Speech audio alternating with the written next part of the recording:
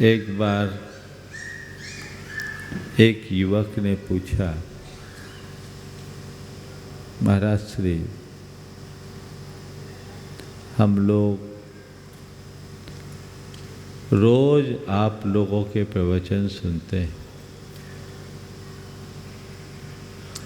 शास्त्र भी पढ़ लेते हैं और यथा अवसर पूजा पाठ, व्रत, उपवास आदि धार्मिक क्रियाएं भी कर लेते हैं, लेकिन इसके बाद भी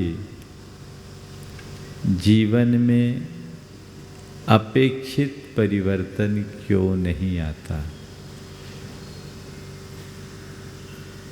मैं समझता हूँ ये सवाल किसी एक युवक मात्र का नहीं है।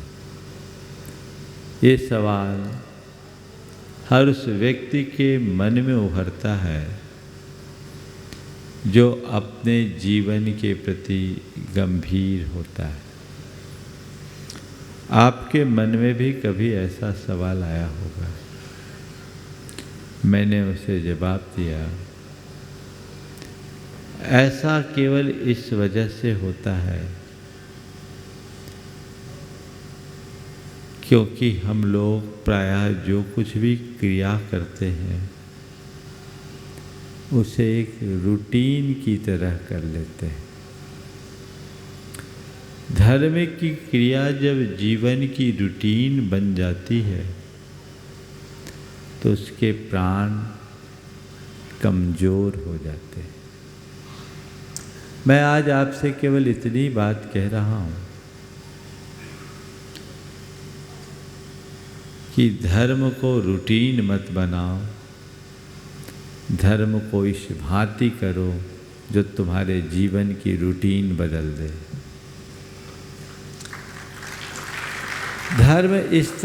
धर्म को रूटीन की तरह मत करो, धर्म इस तरह करो कि तुम्हारे जीवन की रूटीन बदल जाए। सब लोग धर्म करते हैं, अपने अंतर मन में झांकिए कि मैं जो धर्म करता हूँ वह मेरे जीवन की रूटीन है या मेरी अंतरात्मा भी उससे जुड़ी हुई है। यदि रूटीन है तो उससे कोई मौलिक परिवर्तन नहीं होगा, और अगर वह अंतःस्पर्शी है तो परिवर्तन हुए बिना नहीं रहेगा। अपने मन को टटोल कर देखिए हमारी स्थिति क्या है। प्रायः सभी लोग धर्म करते हैं, लेकिन देखने में यही आता है कि हमारा सारा धर्माचरण बड़ा सतही और उथला होता है। हम ऊपरी स्तर तक धर्म करते हैं, पूरा जीवन धर्म करते करते गुजार देने के बाद भी धर्म के मर्म से दूर रहते हैं। संत कहते हैं, धर्म के मर्म को पहचानो और अंतर में उतरने की कोशिश करो। जब आप धर्म के अंतर में उतरिएगा तो धर्म आपके अंतर में उतरेगा, और ऊपरी स्तर पर धर्म करेंगे तो धर्म केवल ऊपर ऊपर का रह जाएगा। जब हम धर्म की बात करते हैं तो हमें धर्म के 4 रूप दिखाई पड़ते हैं, और धर्मी जनों की बात करते हैं तो उनके भी 4 रूप दिखाई पड़ते हैं। पहले धर्म की बात करूं या धर्मी की बात करूं? हाँ, पहले धर्मी की बात कर लेता हूँ, फिर धर्म की बात करूँ तो सुगमता होगी। धर्मी यानी धर्म करने वाला। आप सब धर्मी हो कि नहीं? बोलो, है ना? आप धर्मी हो और मुझे 4 प्रकार के धर्मी दिखाई पड़ते हैं। एक वर्ग वो है जो केवल इस भाव से धर्म करता है कि उनके माँ बाप ने उन्हें परंपरागत संस्कार दिए हैं, धर्म अच्छा कर्म है, हमें करना चाहिए। सुबह से भगवान का नाम लेना चाहिए, पूजा पाठ करना चाहिए, अच्छे काम करना चाहिए। ये हमें परंपरागत संस्कार मिला है और उससे प्रेरित होकर के धर्म करते हैं। मेरी समझ में अधिकतर धर्मी कुछ इसी भाव से धर्म करते हैं। दूसरे को मत देखना कि इनमें मैं कहाँ हूँ। धर्मी का एक दूसरा रूप है जो इस भाव से धर्म करता है कि धर्म करेंगे तो हमें हमारी कठिनाइयाँ दूर होगी, परेशानियाँ मिटेगी, हमारे विपत्तियाँ दूर होगी, रुकावटें खत्म होगी। इस भाव से धर्म करने वाले लोग भी कम नहीं हैं। ये भय, लोभ, लालच से प्रेरित होकर करने वाले, धर्म करने वाले लोग हैं। और ऐसा भी संस्कार हमें घर परिवार से ही मिलता है। अपने बचपन को याद कीजिए, जब परीक्षा का समय होता है, माँ बाप कहते बेटे मंदिर जा तो एग्ज़ाम अच्छा जाएगा। जिस दिन रिजल्ट खुलने वाला होता है उस दिन भी हमें सिखाया जाता है कि जाओ स्कूल जाओ, आज तुम्हारा रिजल्ट है, रिजल्ट अच्छा आएगा। ये जो प्रवृत्तियाँ हैं, हमारे मन में एक लालच भर दिया गया है या भय है। भय, लोभ, लालच, या इसी में एक वर्ग है जो इसलिए धर्म करता है कि धर्म करेंगे तो हमारी सामाजिक प्रतिष्ठा बढ़ेगी, समाज में हमारा नाम होगा, लोग हमें जानेंगे, पहचानेंगे, हमारा ग्लैमर होगा, है ना? ये तीसरी कैटेगरी के लोग हैं। और चौथे प्रकार के जो लोग हैं वे लोग दिखते हैं जो कहते हैं धर्म करेंगे तो हमें पुण्य मिलेगा, धर्म करेंगे तो हमारा पाप कटेगा, धर्म करेंगे तो हमें सद्गति मिलेगी, धर्म करेंगे तो हमारी दुर्गति टलेगी, है ना? ये 4 में लगभग सभी धर्मी समाहित हो जाते हैं।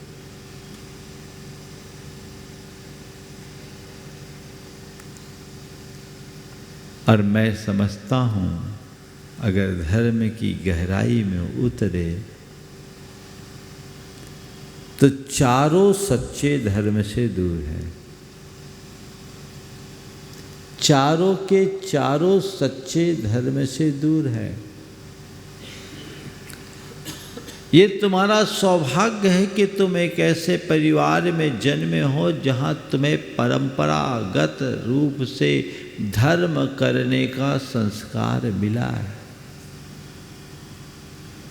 धर्म तो कर रहे हो लेकिन अभी तुमने धर्म के प्रयोजन को ही नहीं समझा, तो परिणाम कैसे मिलेगा? बहुत सारा अच्छा काम हम करते हैं, वो हम कर सकते हैं, करें, हमें जितनी नीतियाँ मिलती है, जो एथिक्स सिखाए जाते हैं और जो हमारे मोरल ड्यूटीज हैं, वो हमें इन संस्कारों से मिलते हैं। वो हमारे जीवन को थोड़ा संयत और संतुलित तो बना देता है, लेकिन हमारी चेतना को विशुद्ध बनाए इसकी गारंटी नहीं है, क्योंकि मूलभूत स्वरूप को समझे बिना जीवन को आगे नहीं बढ़ाया जा सकता। उनने हमें परंपरागत संस्कार दिए, इसका आभार मानो। अगर ये संस्कार नहीं मिले होते तो आज लुच्चे, लफंगे, आवारा, अपराधी, मवाली बन कर के इधर उधर फिरते रहते। इस अर्थ में भाग्यशाली हो कि तुम्हें ऐसे परिवार में जन्म लेने का सुयोग मिला है जहाँ परंपरा से धर्म का पाठ पढ़ाया गया। अच्छी बात है, लेकिन यहीं अटक कर रह जाना अच्छी बात नहीं है, जिसकी चर्चा अभी थोड़ी देर बाद में करूँगा। दूसरे लोग धर्म करेंगे तो हमें हमारी मुश्किलें टलेगी, हमारी कठिनाइयाँ मिटेगी, हमारे रुके काम पूरे हो जाएंगे। धर्म नहीं करेंगे तो हमारा नुकसान होगा। ये भय और लोभ से ग्रसित मानसिकता से धर्म करने वाले लोग वो धर्म की क्रिया करते हैं और क्रिया को धर्म मान लेते हैं। न तो उनकी धर्म की श्रद्धा स्थिर होती है, न उनका जीवन स्थिर हो पाता है। ऐसे लोग धार्मिक क्रियाओं में बहुत ज़्यादा तत्परता दिखाते हैं, लेकिन धर्म को जिस स्तर से आत्मसात करना चाहिए वो नहीं कर पाते। धार्मिक क्रियाएं कर लिए, खूब कर लिए, लेकिन अंदर से कुछ नहीं। और ऐसे लोगों का अगर काम बन जाए तो धर्म इनका प्राण बन जाता है, और काम न बने तो ये धर्म से दूर हो जाते हैं। बहुतायत लोगों के साथ ऐसा होता है, और इसमें गलती उनकी नहीं, गलती उनकी है जिन्होंने उन्हें धर्म करने की प्रेरणा दी। आज की नई पीढ़ी के लिए हम लोग धर्म जब सिखाते हैं तो प्राय ऐसी ही चूक करते हैं, धर्म के सतही स्वरूप का बोध कराकर उन्हें केवल सतही स्तर तक जोड़ देते हैं। एक युवक जिसके पिताजी बड़े धर्मात्मा थे, माँ भी धार्मिक थी, लेकिन अल्प उम्र में 45-46 वर्ष की उम्र में चले गए। अचानक बीमारी ने उन्हें जकड़ा और वो चले गए। वो लड़का 14 साल का था उस समय। इस घटना का उस बच्चे पर बड़ा विपरीत प्रभाव पड़ा। वो एकदम धर्म से विमुख हो गया। धार्मिक क्रियाओं के प्रति जो उसकी रुचि थी वो सब समाप्त हो गई।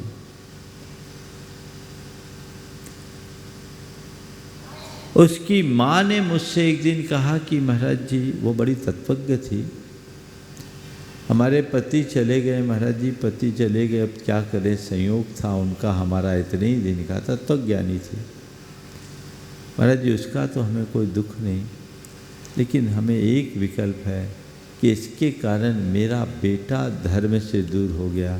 महाराज, बेटा यदि धर्म विमुख होगा तो उसका भविष्य क्या होगा, आप ही उसे समझा सकते हैं। वो बच्चा बचपन से मुझसे जुड़ा था।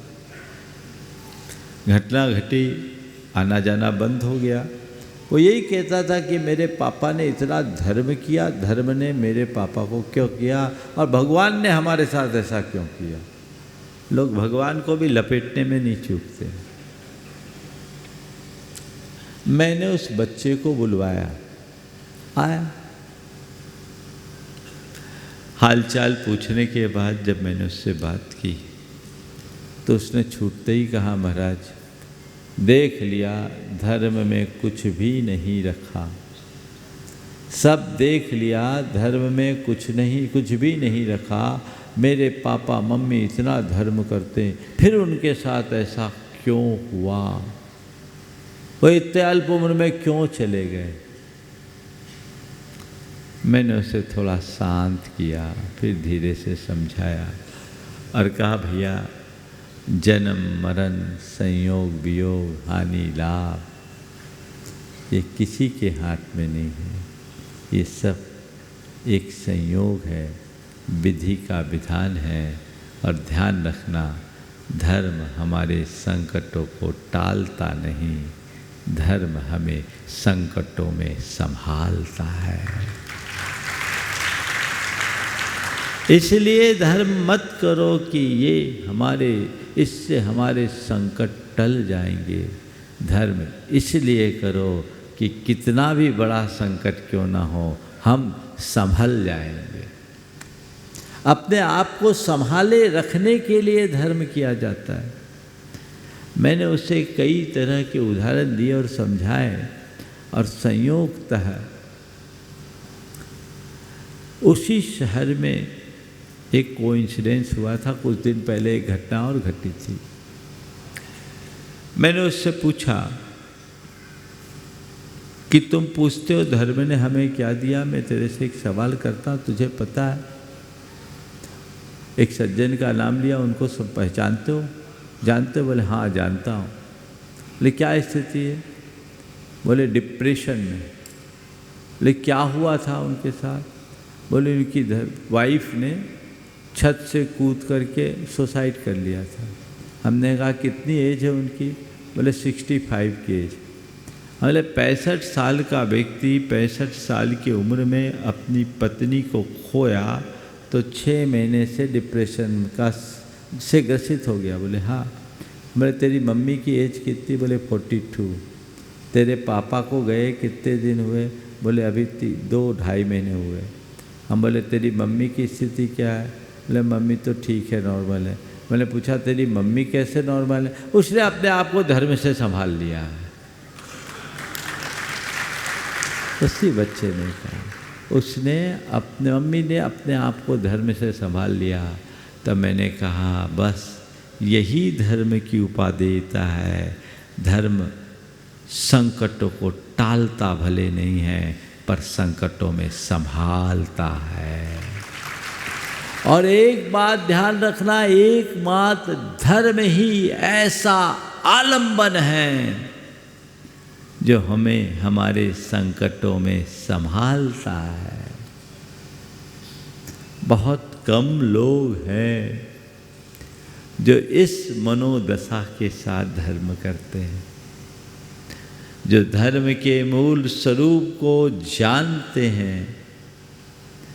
उनका धर्म इसी दृष्टि से होता है और वे कभी भी धर्म से विचलित नहीं होते, बल्कि जितनी समस्याएं आती है, जितने संकट आते हैं, वो उतने मजबूत होते जाते हैं।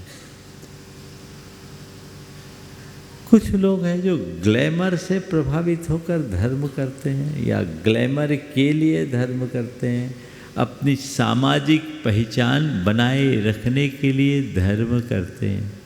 वे धर्मी दिखते हैं, होते नहीं। धार्मिक कार्यक्रमों में बढ़ चढ़ करके हिस्सा लेंगे, खूब दान देंगे, और कुछ लोग तो त्याग तब भी कर लेंगे, व्रत उपवास भी कर लेते हैं, लेकिन उनका दृष्टिकोण क्या? मेरी सामाजिक पहचान हो, मेरी रेपुटेशन बने, इनमें भी दो तरह के लोग मिल जाते हैं। कुछ लोग ऐसे हैं जो उनका आचरण ठीक रहता है, और कुछ लोग तो ऐसे होते हैं कि बाहर से धर्मी होते, भीतर से पापी, बड़े खतरनाक होते। मेरे पास एक ऐसा प्रसंग आया।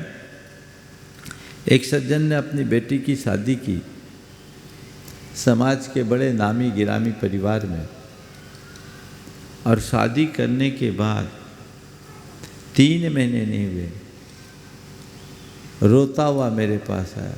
बोले महाराज बड़ा बुरा हो गया, मेरी बेटी कहती है मैं उस घर में रह ही नहीं सकती जहाँ मेरी शादी हुई, उस घर में रह ही नहीं सकती, मैं मर जाना पसंद करूँगी पर ऐसे घर में नहीं रहूँगी। क्यों? मैंने पूछा क्या हुआ, तुमने शादी की, वो तो बड़े धार्मिक आदमी है। बोले महाराज यही तो बड़ी भूल हो गई। बोले क्या हुआ? बोले महाराज मैंने यही सोच करके किया कि बड़े धार्मिक है, समाज के सारे संगठनों के प्रमुख हैं, सब लोग अच्छा अच्छा काम करते हैं, सारे साधु संतों के बड़े बड़े चातुर्मास संपन्न कराते हैं, दान धर्म करते हैं। मैंने ये सब देखकर विवाह अपनी बेटी का संबंध कर दिया, पर महाराज मैं व्रती हूँ, मेरे माता पिता व्रती, मेरे घर में बड़ी धार्मिकता, मेरी बेटी तो ऐसे ही संस्कारों में पली, पर महाराज क्या बताऊँ, आप सुनोगे तो आपको विश्वास नहीं होगा, बाप बेटा दोनों साथ में दारू पीते हैं। और इतना ही नहीं, मेरी बेटी से भी कहते हैं ये हमारे घर का कल्चर है, तुम्हें भी लेना चाहिए। अब बोलो। और महाराज कोई कुलाचार नहीं, बाहर से धर्मी दिखते हैं, समाज में इतना नाम, हमने वही देखकर संबंध कर लिया, लेकिन महाराज बड़ा धोखा हो गया। अब समझ में नहीं आता है मैं क्या करूं। बेटी वहाँ जाने को तैयार नहीं। ऐसे लोग भी होते हैं। मैं यही कहता हूँ इंदौर में नहीं होंगे, लेकिन जहाँ भी है सब आपके ही रूप, ग्लैमर के लिए धर्म। एक बार एक व्यक्ति जुड़ा, दानवान भी दिया, मेरे आगे पीछे घूमने लगा। किसी ने कहा भाई क्या बात है, आजकल तो तुम महाराज से बहुत जुड़ गए। बोले भाई जुड़ना ही पड़ेगा, महाराज से बहुत जुड़ गए। बोले जुड़ना ही पड़ेगा। बोले घर में 3-3 बेटियां, उनका ब्याह संबंध करना है। महाराज बड़े ग्लैमरस है, 3-3 बेटियां, ब्याह संबंध करना है। महाराज बड़े ग्लैमरस है, सब बड़े बड़े करोड़पति महाराज के आगे पीछे होते हैं। हमारे बेटियों का संबंध भी अच्छे घरों में होगा, इसलिए तो अब जुड़ना ही पड़ेगा। ऐसे लोग भी समाज में हैं, दिखेंगे धर्मी, पर अभी उनके हृदय में धर्म अवतरित नहीं हुआ है। पुण्य करने के लिए धर्म करो, धर्म करेंगे थोड़ा पुण्य आएगा, धर्म करेंगे तो पाप कटेगा, धर्म करेंगे तो सद्गति मिलेगी, धर्म करेंगे तो दुर्गति टलेगी। ये भी एक कंसेप्ट है। धर्म करने से पुण्य मिलता है, मैं इसका निषेध नहीं करता, लेकिन जो पुण्य के लोभ में और पाप के भय से धर्म करते हैं, उनका धर्म भी केवल क्रियाओं तक सीमित रह जाता है, विचारों में प्रतिष्ठित नहीं हो पाता। और क्रियाओं का धर्म जीवन में परिवर्तन लाए, इसकी गारंटी नहीं है। ऐसे लोग एक प्रकार की आत्ममुग्धता में जीते हैं। हमें बताया गया अच्छा काम करने से पुण्य मिलता है, कर लो, मन लगा के कर लो, जितनी देर तक पूजा करो मगन होकर के पूजा करो, और मन में एक अहोभाव होता, आज मैंने बहुत बड़ा काम कर लिया, बहुत बड़ा पुण्य अर्जित कर लिया, मेरे सब पाप धुल गए, अब मैंने पुण्य अर्जित किया, मेरे पाप धुल गए, तो अब फिर क्या है, निश्चिंत होकर चाहे जैसे जियो। हमें तो अब एकदम खुल्लम खुल्ला जीने का लाइसेंस मिल गया। ऐसे लोगों के जीवन व्यवहार में परिवर्तन नहीं घट पाता, और ऐसे लोग जब भी दिखते हैं तो यही ऐसे लोगों के सामने ये सवाल आता है कि हम इतना सब कुछ करते हैं पर अंदर परिवर्तन क्यों नहीं आता। भैया, परिवर्तन के लिए करोगे तब ना परिवर्तन आएगा। तुमने अपने परिवर्तन के लिए किया क्या है? तुम्हारा उद्देश्य ही परिवर्तन का कहाँ रहा? तुम परंपरागत संस्कार से प्रेरित होकर के किए, भय और लोभ से ग्रसित होकर के किए, नाम काम की चाह से होकर भर करके धर्म किए, और पुण्य कमाने और पाप मिटाने के लिए तुमने धर्म किया। तुम्हारे अंदर पुण्य आ गया, पाप कुछ अंशों में कट गया। हालांकि आज तक किसी ने देखा नहीं कि मैंने कितना पुण्य कमाया, मैंने कितना पाप मिटाया। देखा है क्या? केवल एक विश्वास है जो आपकी प्रेरणा बनता है कि हाँ, मैंने पुण्य कमा लिया, मैंने पाप मिटा लिया। ये चारों परिणतियां हमें अधर में रखती है। सच्चे अर्थों में देखा जाए तो ये चारों धर्म का वास्तविक रूप नहीं है, और ये चारों प्रकार के धर्मी सच्चे धर्मी कहलाने के अधिकारी नहीं। अब धर्म के 4 रूप बता देता हूँ। धर्म का पहला रूप पूजा उपासना, दूसरा रूप साधना आराधना, तीसरा रूप नैतिकता और प्रामाणिकता, और चौथा रूप आध्यात्मिक जागरण। पूजा उपासना, साधना आराधना, नैतिकता प्रामाणिकता और आध्यात्मिक जागरण, ये जो चारों हैं ये ऊपर के 2 में तो कॉमन आ सकते हैं, और पहले क्रम वालों में तीसरे नंबर तक आ जाते हैं। पूजा उपासना में लोगों की बड़ी रुचि होती है। रिचुअल्स को अपनाना धर्म का बड़ा आसान तरीका है, और सब करते हैं, इनके फायदे हैं, इसमें निषेध नहीं है, खूब करते हैं लोग।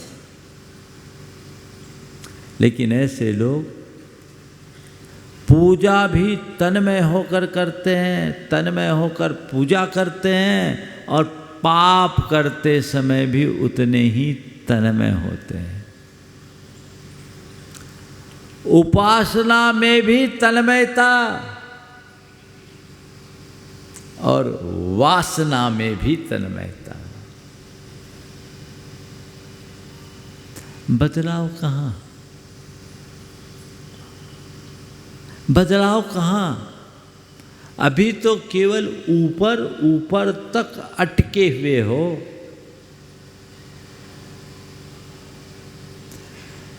पूजा उपासना करने से जीवन में व्यापक बदलाव घटता है और बहुतों में घटा है, लेकिन वह केवल उसमें जिसमें आध्यात्मिक जागरण हो, जो उसके मूल प्रयोजन को समझे, जिसकी चर्चा भी थोड़ी देर बाद करूंगा।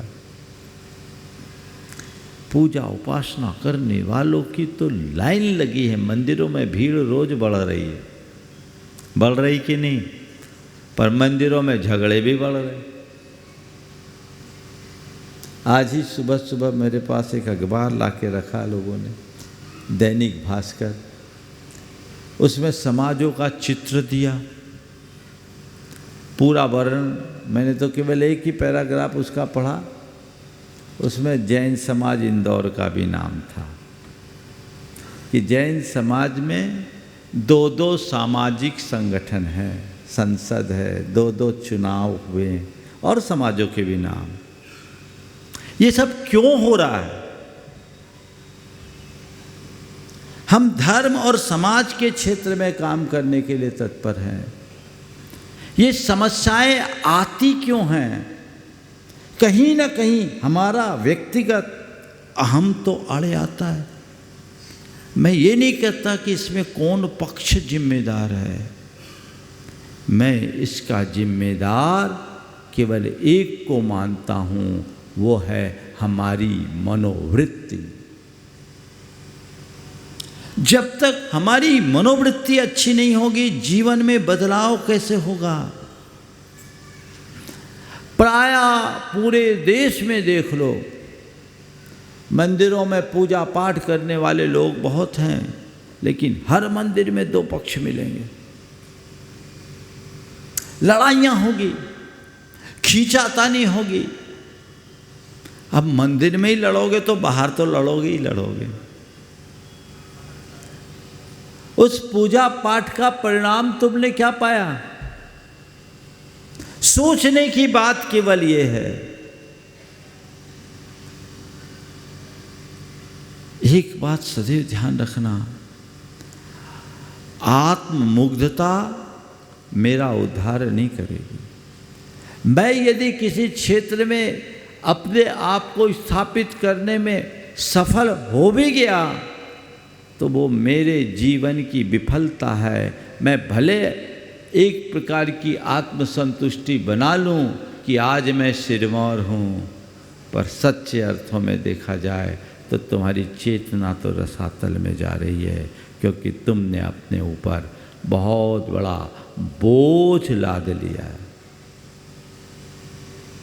सोच बदलनी चाहिए। पूजा उपासना कीजिए, लेकिन आध्यात्मिकता के साथ पूजा के प्रयोजन को सामने रखिए। जब तक प्रयोजन हमारे सामने नहीं होगा, तब तक परिणाम भी नहीं आएगा। धर्म करने का मूल प्रयोजन जीवन का रूपांतरण है, आत्मा की शुद्धि और विशुद्धि है। ये प्रयोजन अपने अंदर घटित होना चाहिए। हम लोग कहाँ हैं? 2-2, 4-4 घंटे पूजा करने वालों का भी हाल बेहाल है। मैं समेत शिखर जी में था, एक परिवार आया दिल्ली से और परिवार ने कहा कि महाराज उनके साथ उनका बेटा था जवान, बोला महाराज इससे कहिए थोड़ा धर्म करे। मैं उसकी तरफ मुखातिब हुआ। उस लड़के ने कहा महाराज धर्म का वही लक्षण है जो मेरे मम्मी पापा करते हैं, तो मुझे उस धर्म से एलर्जी शब्द का प्रयोग किया। मुझे थोड़ा अटपटा सा लगा। मैंने पूछा भैया ऐसा क्या है? बोले महाराज मेरे मम्मी पापा रोज़ 5 बजे घर से मंदिर जाते हैं और 10 साढ़े 10 बजे लौटते हैं। 5 घंटा मंदिर में इनका खपता है, पर महाराज क्या बताऊं, झगड़ा करते हुए जाते हैं और झगड़ते हुए आते हैं। मैं क्या धर्म करूं?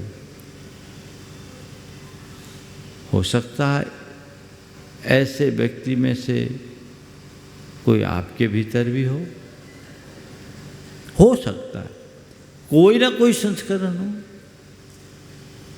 जब तक तुम क्रिया को ही धर्म मानोगे, इस तरह की परिणतियाँ होते रहेगी और उसके प्रयोजन को समझोगे, जीवन बदल जाएगा।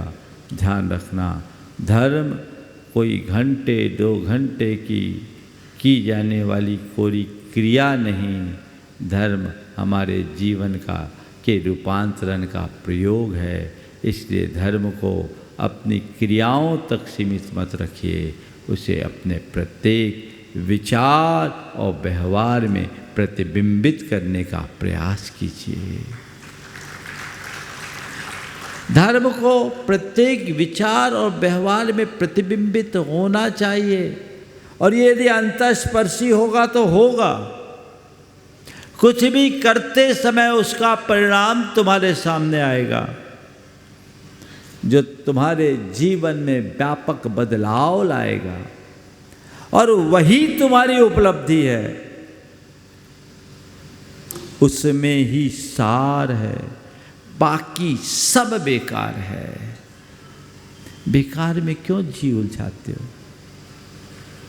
साधना आराधना भी लोग कर लेते हैं, बड़ा बड़ा त्याग तप कर लो, लेकिन भीतर एक आदमी ने 16 कारण के 16 उपवास किए। देखो कैसे लोग 16 कारण के 16 उपवास किए। बड़ा पैसे वाला आदमी था, समाज में प्रतिष्ठित भी था। उसके बाद उनने पारणा का महामहोत्सव किया। पारणा में पूरे गांव को बुलाया, पर अपने सगे भाई को नहीं। लोगों ने बोला महाराज बुलाओ, बुलाने को राजी नहीं। उनकी धर्मपत्नी बड़ी धर्मात्मा थी, तत्वज्ञ थी, समझती थी। उसने मुझसे कहा महाराज आप ही कुछ करो, इनके मन में बड़ी गांठ है। और महाराज जी 16 दिन का उपवास किए, मैं सोचती हूँ कि इनकी गांठ तो खुले। मैंने उनसे बात किया, भैया ये क्या? बोले महाराज उसका नाम मत लीजिए, आग लग गई। हमने कहा भैया तूने 16 दिन का उपवास नहीं किया, तूने केवल 16 दिन का लंघन किया। 16 दिन का लंघन किया, ऐसे उपवास से क्या मतलब? शरीर को सुखाने का नाम उपवास नहीं है, कसायों को गलाने का नाम उपवास है। ये समझ, तूने शरीर को सुखा दिया, अपने परिणाम को ठीक कर। और विचित्रता, वो भाई कई बार माफी मांग लिया, गांठ। पर मैं कोई केस पकड़ता हूं तो ऑपरेशन किए बिना छोड़ता नहीं हूं।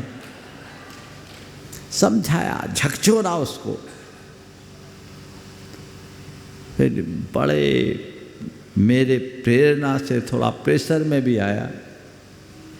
और ये कहूं कि पूरे अनमने भाव से उसने भाई को बुलाया, और उसके निमंत्रण पर भाई आया। और भाई ने जब बड़े भाई के पैर पड़े और दोनों एक दूसरे से गले मिले, आंखों से आंसू की धार, मन साफ हो गया। और बाद में आकर कहा महाराज मैंने आपसे, आपकी प्रेरणा से भले दबाव में भाई को बुलाया, लेकिन आज समझ में आया कि प्रेम की ताकत क्या है, प्रेम की शक्ति क्या है। महाराज आपने मेरा बड़ा उपकार किया, मन की गांठ खोल दी, न तो न जाने कितने भवों तक ये बैर की परंपरा चलती। मैं आपसे पूछता हूँ, साधना आराधना तो खूब करते हो, विशुद्धि कहाँ है? इसे देखो। देह दंडन की प्रक्रिया का नाम धर्म नहीं, आत्मा की निर्मलता ही धर्म है।